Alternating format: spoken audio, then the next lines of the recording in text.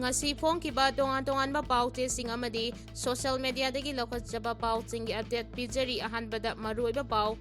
Question na lawba class 12 exam gi question amadi answer micro kapthoktuna supply tawramba boarding dagi miyoi desamna pharaba matungda city police ta sinakre haidi. Ngaihaki mamangda ukrulda alto car ama accident thokre retaining wall da panduna laikre haidi.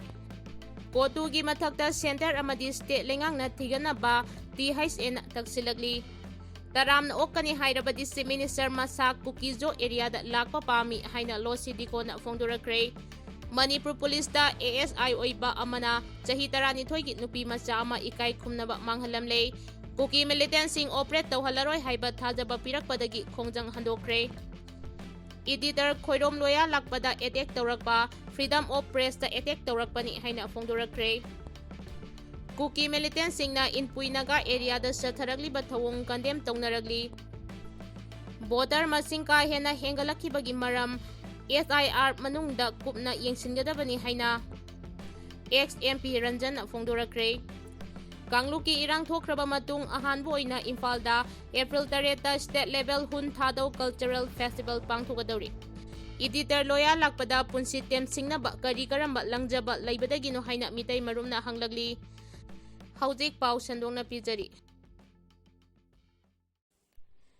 Kuki Militant sing operate tawhalaroi haiba thajaba pirakpadagi Khongjang Handokkhre nagataba mafam singda Kuki singna kanglon kaina sajilakliba German Road Tiger Road khudaktagi thabak lephangadabani sugi kem sing nagataba mafam singda thamba yaroi haiduna Foothill Naga Coordination Committee FNCC amadi Joint Tribe Council JTC na Nagagi mafam singda Kuki singna chatok chachin tawba thingbagi chatharakiba Khongjang tha amarongi matungda lengaka yanaba purakpadagi Handokkhre. FNCC amadi JTC gi mihustinga Manipur lengaki official singa ngarang phangkiba mifamna nagana namna khundaba mafam singda kanglon kaina tongan maming thonjinduna lambi sembagi chatharakliba thabak asi lengangna thijinduna logi oiba mathautaba thabak sting laukhatpaga loinana lambi semba lephanba nagana namna khundaba mafam singda amadi anakwa mafam singda suspension of operation da lairiba group singi camp laihandaba amadi hana lairamlabasu mafam hongdokhibaga loinana nagagi lamsingda makhoigi thabak pangthokhandaba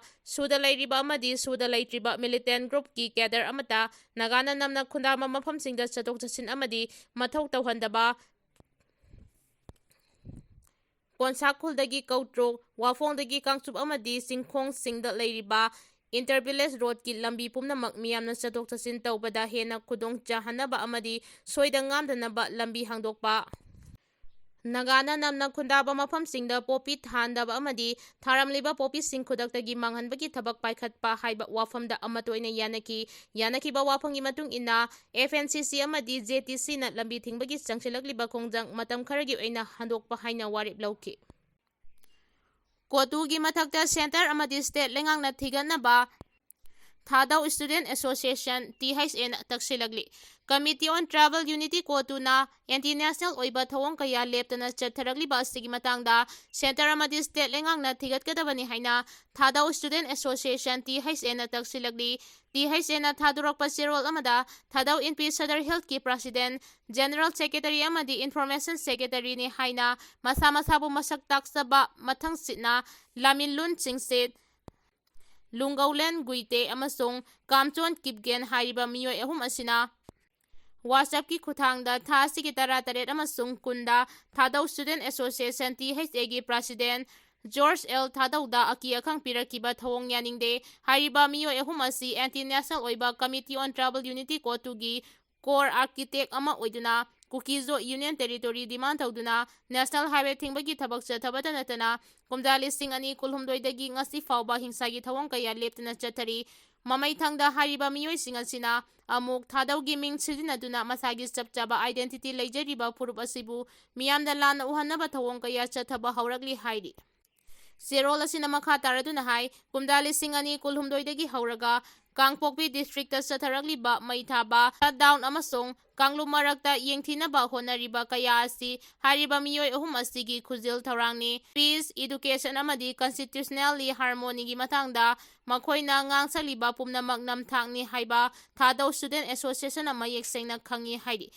Maram asina makhoi mathakta FIR ama laukhatuna fagadabani loinana kotugi mathakta makhoina tawriba asi karino haiba union government amasung Manipur government na thigatuna chapchaba thabak laukhatgadabani amasung THA gi lusingba singbu ngangsenbagi security gi akanba thabak laukhatgadabani hainasu demand tawragli. Manipur Police da ASI oiba amana chahi 12 gi Nupi Macha ama ikai khumnaba manghalamle lamdam asigi law and order yauna nupi angang singbu ngakpi senbinaba leiriba Manipur Police Department da Assistant Sub Inspector ASI amagi rank ta leiriba police amana sumnatagi chahi 12 khakta ngairibi Nupi Macha amabu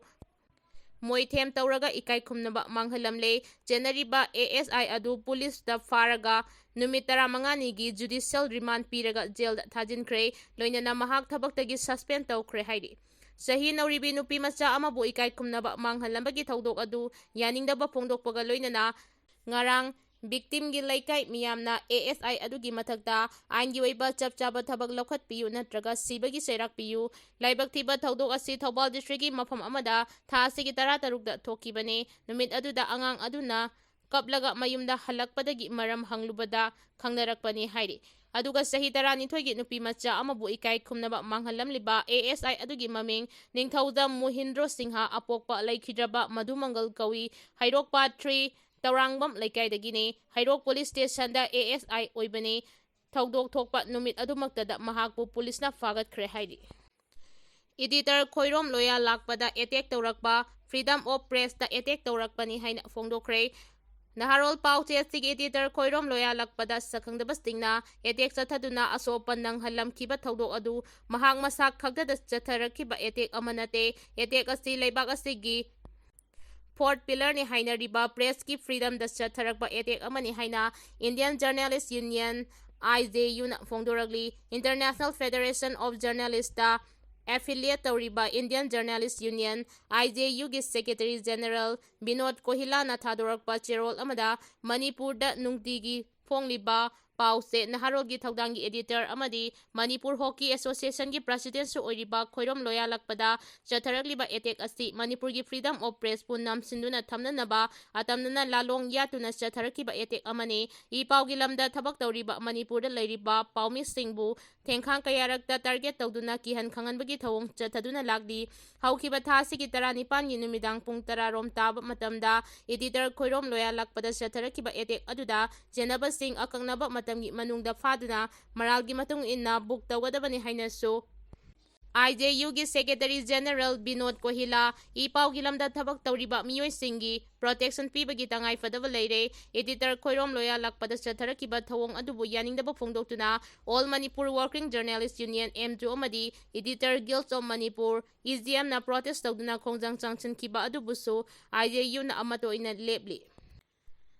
Taramna okani hairabadi Chief Minister Masa Kukizo area da lakpa pami haina losidiko na phongdorakre miyamna bu taramna okani hairabadi Chief Minister Y Khemchan Masa Kukizo area da laktuna miyang unaba pami haina Deputy Chief Minister losidiko na phongdorakre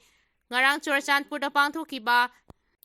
Humputarani Pansuba, Jomi National Day Tauramda Sarugya Kiba, Deputy Chief Minister Losi Dikona Tauramgi Nakalda, Paumi Singa Unabada Mataki Wafamasi Fongdok Laduna Mahangnahai, Chief Minister Y Khemchan Lusingba Lengak Asigi Ahanba, Taudangdi Manipur da Ingtapa Hanjilakpa Haiba Sini, Lengak Asina Haudik Mapang Kuding Magdas Chatuna, Miyanga Haktengna Unaduna Ingtapa Purang Nabatabag Lokali, Pibamna matamna yadabana mangzawnana Churachandpurgi miyamga unaba ngamkidabani haudik aikoina irang asina sohalaba mafam khudingmakta hakthengnana chatuna miyangba unaduna makhoigi wafamsing tabaga loinana community marakta wakhal taminabagi thabaksing laukhali maram asina Imphal laktuna aikhoiga unaraba ngamdaba mafam asigi miyamga aihak isa mafam asida laktuna unaribani hainasu Deputy Chief Minister Losi Dikona phongdoki Paumi Singna hangba wahang amagi pakumpiraduna Kukizo amasung Meitei community anigi marakta yasinanaba haudingmaki oina leitrabasu laingak asina community animaki miyoi singa unaduna wari awanungai wari stanaduna Manipurda ingtapa purangna honari soidanamaki community anigi marakta agreement ama lakani masigidamak aikhoina mafam asida laktuna miyanga unaribani matam adu aikhoisu ngairi haina phongdoki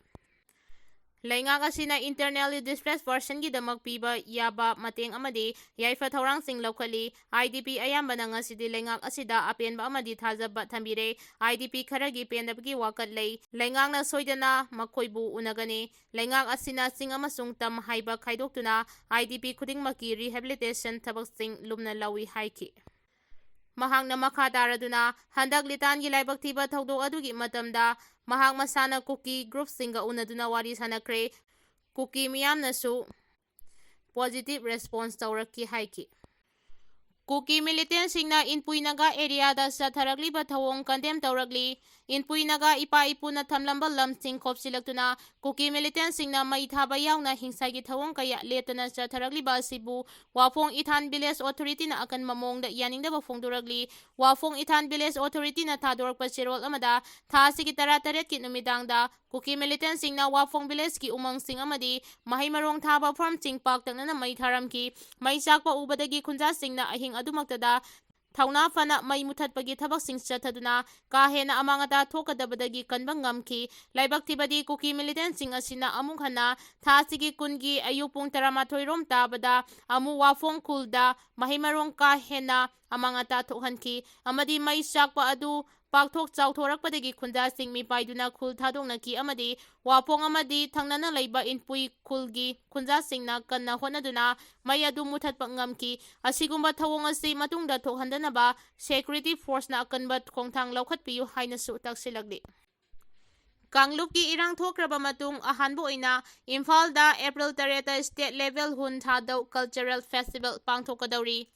Haukiba zahi lising ani kulhumdoigi May 3 tholakkiba Kangluki irang asigi matung ihan hanbo oina April 3 Nipan suba state level hun thadau cultural festival pangthokadauri maru oina thadau kangbu singna Imphal da irang matungda amuk halakpagi nungaiba phongdokpaga mari leinana festival asi Imphal da pangthoknaba warep laukibani adubu thadau community singi marakta maru oina Kuki zo singna namna tariba jaga singda leiriba thadau sing asidi Kuki phuruki manung chale haina leibana festival asida hariba jaga sing adugi thadau phuruki miyoi sing Imphal da laktuna festival asida saruk yaba ngamloida natraga ngamgadra haibadudi chapchana khangba ngamdri Pao sina makhatana haribadi thasigi 18 da thadau inpi Manipur da affiliate tawriba